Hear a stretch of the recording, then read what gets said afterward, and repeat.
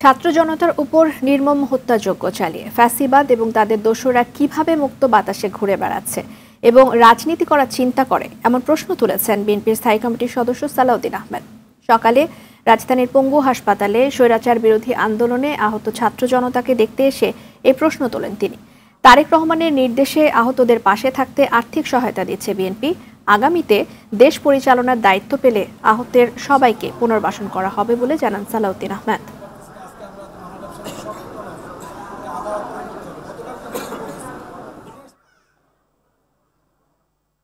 গণহত্যাকারী ফেসিবাদী আওয়ামী শাসক গোষ্ঠী শেখ হাসিনা এবং তার দোসররা তারা এখনো, আমি মনে করি এই আজকে যদি এই হাসপাতালে যারাই দেখতে এসছেন তারা এই দৃশ্য দেখার পরে এই ফেসিবাদী শক্তি কিভাবে এখনো মুক্ত বাতাসে ঘুরে বেড়ায় এবং কিভাবে বাংলাদেশের রাজনীতি করার চিন্তা করে আমার মাথায় আসে না।